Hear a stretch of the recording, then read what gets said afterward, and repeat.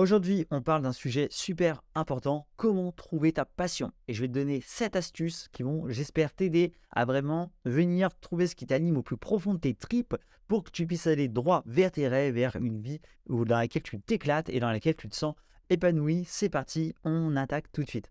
Donc connaître ta passion, c'est quoi? C'est détenir finalement la clé d'une vie épanouissante, riche et pleine de sens. Imagine-toi simplement te lever chaque matin excité et impatient de commencer ta journée, te sentir en harmonie avec toi-même, avec une énergie débordante, ce serait quand même super. Imagine aussi ce sentiment d'accomplissement que tu pourrais avoir, de plus t'interroger sur ton avenir, pouvoir t'accomplir pleinement au quotidien, avec la grande satisfaction de faire ce que tu aimes. C'est un petit peu le rêve de tous, d'accord, de sentir ce sentiment d'accomplissement le matin, faire des choses qu'on aime, qui nous passionnent et qui nous permettent aussi bien de vivre confortablement.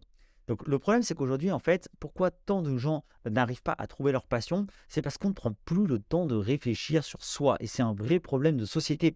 C'est-à-dire que chaque seconde de solitude, elle est occupée par les smartphones, les réseaux sociaux, les séries ou autres distractions, ce qui fait qu'en fait, on ne prend plus le temps de s'ennuyer. Et ça peut te paraître surprenant, mais en fait, c'est important d'éprouver de l'ennui. C'est important de s'ennuyer dans la vie. Concrètement, c'est un truc qui te permet souvent de déclencher de nouvelles idées. Parce qu'en s'ennuyant, ça te pousse en fait à réfléchir sur soi, hein. Imagine si tu as rien à faire, bah, forcément tu vas réfléchir sur toi, sur qui tu es, ce que tu aimerais faire, qu'est-ce qui pourrait venir animer ta vie, qu'est-ce qui pourrait venir justement te pousser à avoir une vie plus pétillante et une vie qui te rendrait heureux, tu vois. Donc c'est important en fait de s'ennuyer pour déclencher ces réflexions-là. L'ennui joue un rôle énorme finalement dans l'apport de nouvelles activités et dans la découverte de nouvelles passions.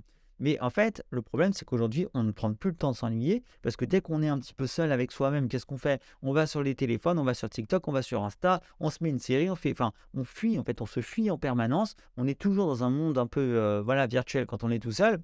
Et donc, bah, on n'a plus ce temps de réflexion. Et donc, les choses, on les fait un petit peu en automatique, hein, sans vraiment réfléchir si ça nous épanouit vraiment, jusqu'au jour de crise où à un moment, bah, on se fait rattraper par la réalité et on se demande: «Mais merde, qu'est-ce que je veux faire vraiment de ma vie? Est-ce que c'est vraiment ça ma vie? Est-ce que, je veux vraiment rester comme ça tout le temps?» Et c'est souvent ces moments-là où il y a des grands chamboulements dans notre vie, où on quitte, un boulot pour, lancer une activité, où on part à l'autre bout du monde pour voyager, où on part s'explorer, se découvrir. Parce qu'en en fait, on ne peut pas rester une vie entière sans se connaître, c'est pas possible. Et on a besoin toujours, bah, de s'explorer et d'en apprendre un peu plus sur soi. Bah, du coup, l'idée, si tu veux, dans cette vidéo, ça va être justement de se reconnecter à toi pour que tu arrêtes de faire les choses en automatique, pour qu'aujourd'hui, eh bien, tu ne subisses plus ta vie, hein. Si peut-être que ton job, tu l'as choisi un petit peu par défaut, sans trop réfléchir, tu t'es jamais reposé la question de vraiment savoir si c'était ce que tu voulais dans ta vie. Pareil dans ton mode de vie, tu vois, tu t'es peut-être jamais vraiment connecté à toi pour connaître tes aspirations profondes. Et le but de cette vidéo, c'est t'aider justement un petit peu à faire cette connexion, ce travail de réflexion que tu n'as peut-être encore jamais fait ou que tu as fait il y avait bien longtemps et t'aider à trouver tes passions. Donc si ça te parle, reste avec moi parce que je vais te partager 7 astuces qui sont incontournables pour moi pour découvrir ce qui te fait vibrer dans la vie et t'aider à vivre la vie dont tu rêves. Juste avant de démarrer, si tu veux aussi des ressources pour t'aider à changer de vie, eh bien j'ai créé un pack avec 9 ressources, tout est affiché ici, qui est complètement gratuit. Tu as des livres à lire, des étapes pour méditer, comment vaincre l'addiction au smartphone justement, les secrets du charisme, les affirmations positives, il y a plein de choses, tout est là, c'est gratuit. Et à l'intérieur, je pense que cette ressource va particulièrement t'intéresser. C'est cette étape pour atteindre n'importe quel objectif.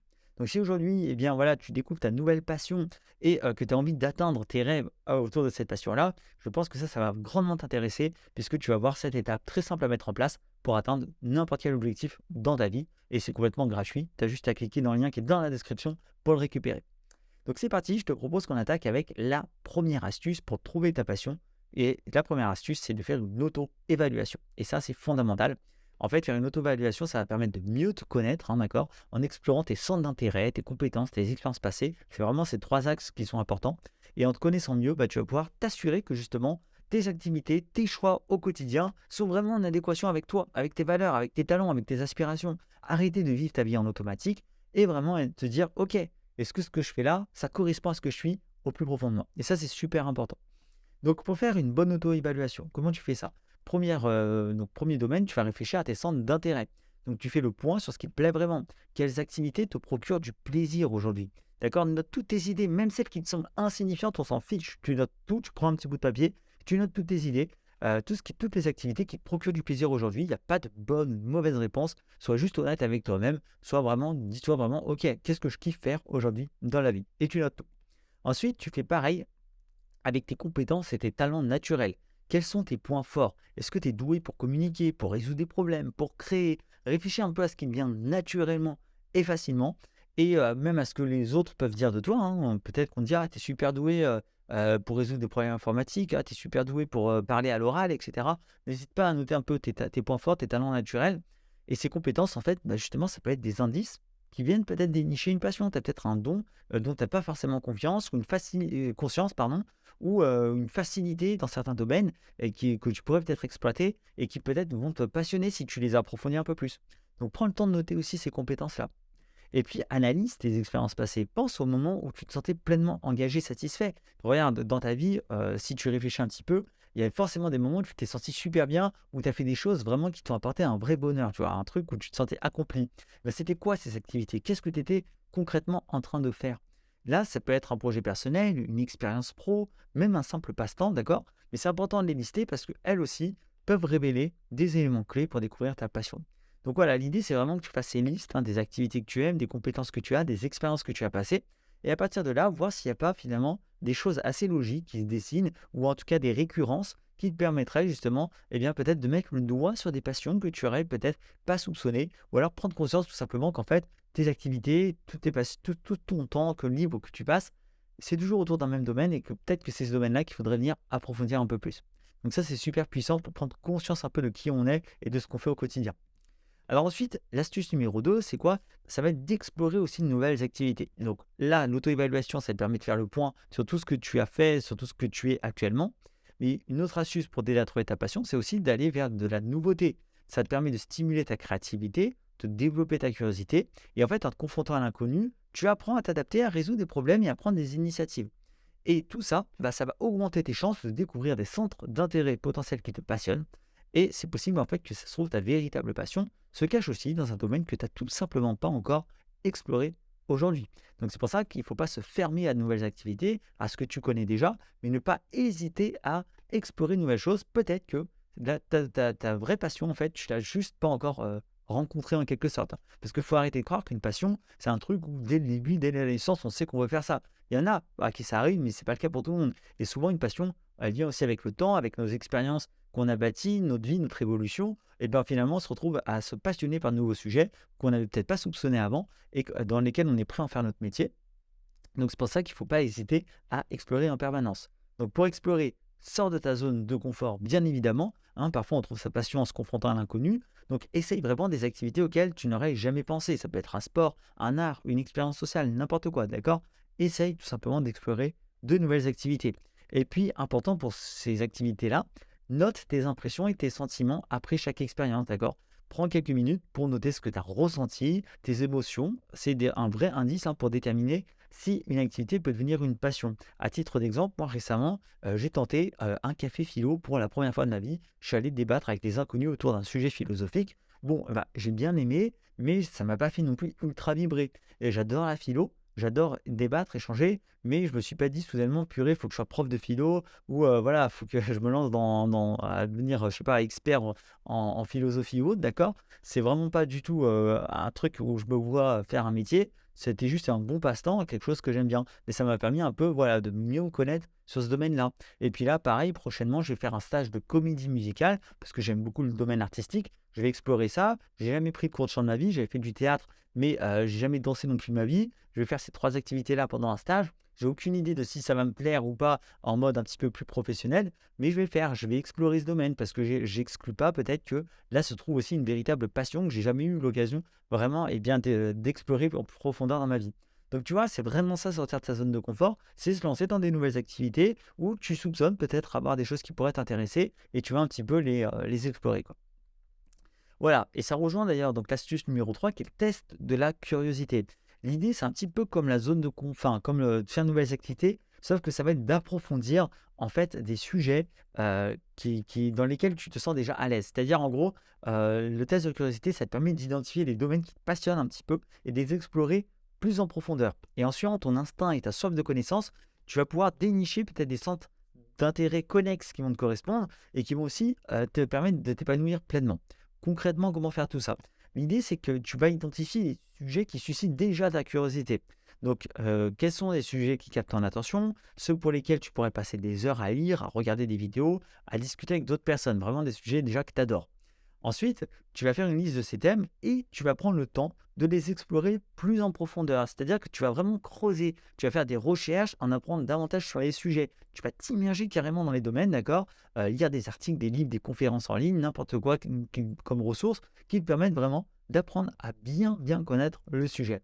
Et en fait, plus tu vas en apprendre sur le sujet, plus tu vas creuser un peu cet intérêt premier, plus tu vas pouvoir déterminer si ce sujet peut vraiment devenir une passion ou si au contraire ça va un petit peu t'ennuyer, d'accord? Et ça, c'est super important et ça va te permettre d'évaluer justement ton intérêt et ta motivation à approfondir ce domaine. Après t'être familiarisé vraiment avec le sujet, avoir creusé en profondeur le sujet, eh bien, pose-toi vraiment ces questions. Est-ce que tu dois t'investir sur le long terme dans ce domaine? Est-ce que tu te sens prêt à consacrer du temps et de l'énergie pour en apprendre toujours plus et développer tes compétences dans ce domaine? Peut-être que certains domaines qui te passionnaient comme ça de prime abord, en creusant un peu, bah, tu vas dire ouais, finalement, c'est pas trop ce que je pensais, ça va très vite te saouler et ça sera pas une passion. Et inversement, ça se trouve, il y a des sujets qui t'attirent de prime abord, tu vas les creuser, ça va encore plus t'attirer, tu vas encore plus aimer, tu vas dire mais c'est une évidence que c'est ça que je dois faire. Et là, peut-être que tu vas mettre le doigt justement sur une véritable passion. Donc, je t'invite vraiment à creuser en profondeur les sujets qui aujourd'hui suscitent ta curiosité. Quatrième astuce, c'est ton réseau et ton entourage. Ne néglige jamais ton entourage, d'accord? En fait, ton réseau et ton entourage, ce sont des ressources précieuses pour t'aider à dénicher ta passion potentielle. Parce qu'en échangeant en fait avec des personnes inspirantes et en partageant tes expériences, en fait, tu multiplies les opportunités de découvrir ce qui te fait vraiment vibrer. Et voilà comment tu peux exploiter justement un petit peu ton entourage pour savoir justement quelle est ta passion potentielle. L'idée, c'est déjà de discuter avec des personnes qui ont des passions et des centres d'intérêt variés. Plus tu vas t'entourer de personnes inspirantes et passionnées par divers domaines, plus tu vas pouvoir échanger avec elles sur leur expérience, leur motivation, et plus bah, ça va te donner des idées sur toi finalement, ouais, la manière dont elles en parlent, ce qu'elles t'en disent, est-ce que finalement ça peut résonner en toi et te donner envie, susciter une curiosité qui pourrait devenir à terme une passion. D'accord? Donc de la discussion, l'ouverture d'esprit, connaître un petit peu ce que font les autres, par quoi ils sont intéressés, quel est leur quotidien, ça peut t'aider toi aussi peut-être à trouver, à mettre le doigt sur une passion. Ensuite, partage aussi toi-même tes découvertes et tes expériences avec ton entourage, d'accord? N'hésite pas à parler de tes explorations, de nouvelles activités que tu as testées ou que tu as approfondies et de tes ressentis avec tes proches. Parce que leurs conseils et leurs expériences personnelles peuvent aussi t'aider à mieux comprendre ce qui te passionne et à te guider vers de nouvelles activités tout simplement. Et puis, demande des conseils, hein. Au-delà de partager des expériences, n'hésite pas à leur demander des conseils pour explorer de nouvelles activités. D'accord? Demande l'aide de ton entourage pour découvrir des activités qui pourraient te plaire, parce qu'ils peuvent te mener, grâce à leur expérience et leur vécu, à des activités passionnantes que ça se trouve, tu n'aurais même pas pensé, auxquelles tu n'aurais pas songé du tout. Et que tu n'aurais pas pu découvrir autrement, parce que peut-être qu'eux-mêmes ont un réseau qui vont pouvoir te faire tester assez rapidement une activité parce qu'ils connaissent machin truc, qui connaît machin truc. Tu vois par le réseau comment ça marche. Donc vraiment, parle en fait, hein. N'hésite pas à échanger parce que c'est comme ça que le réseau se crée. C'est comme ça aussi que tu vas pouvoir tout simplement, eh bien peut-être avoir des idées auxquelles tu n'aurais pas songé tout seul. Donc ça, c'est super important de ne pas négliger ton entourage pour t'aider aussi à trouver ta passion, surtout que ton entourage te voit d'une manière différente et peuvent peut-être souligner des points sur ta personnalité aussi auxquels tu n'aurais pas pensé. Astuce numéro 5, visualise ton avenir. En fait, ça c'est un bon exercice, c'est qu'en te projetant dans une vie épanouissante et en définissant des objectifs clairs, bah, tu peux mieux comprendre aussi ce qui te fait vibrer et donc te rapprocher de tes aspirations profondes. Donc, comment tu fais ça concrètement? L'idée, c'est que dans un premier temps, tu vas vraiment imaginer ta vie idéale. Tu vas prendre un moment pour te projeter dans l'avenir et imaginer ta vie idéale. Et dans cette imagination, tu vas essayer de définir quelles activités occupent tes journées. Qu'est-ce que tu fais comme métier? Quels sont les domaines dans lesquels tu t'investis? Qu'est-ce qui te rend heureux et épanoui au quotidien? Essaye vraiment d'imaginer cette vie idéale, où tu es, qu'est-ce que tu fais, quelles activités, quel job, tu vois, comment est ta vie concrètement. Donc là, vraiment fais-toi plaisir et imagine ça à fond. Et une fois que tu as fait ça, on va essayer un truc, c'est que tu vas définir en fait des objectifs en lien avec tes passions potentielles. Une fois que tu as bien visualisé ce qui te fait vibrer dans la vie, eh bien pour chacune des activités ou domaines qui te passionnent, que tu as imaginé dans ta vie idéale, tu vas essayer de définir des objectifs concrets à atteindre à court, moyen et long terme. Exemple, si jamais dans ta vie idéale, tu es un digital nomade, C'est-à-dire que tu travailles en voyageant à travers le monde et que ton job, par exemple, c'est un job sur Internet, tu gères un blog, tu vends des formations en ligne, tu as un site e-commerce ou autre, eh bien, tu vas essayer d'imaginer des objectifs concrets à court terme. Peut-être te renseigner un peu plus sur ce métier, sur le digital nomade, sur comment on peut vivre d'une activité en ligne. À moyen terme, eh bien, tu vas peut-être fixer comme objectif de créer ta propre entreprise en ligne. Et à long terme, tu vas te fixer comme objectif d'en vivre à plein temps. Et donc là, comme ça, tu as 3 niveaux d'objectifs. Et en fait, ce que tu vas faire, c'est que au fur et à mesure que tu vas essayer d'atteindre ces objectifs, tu vas évaluer régulièrement ta progression et tes ressentis.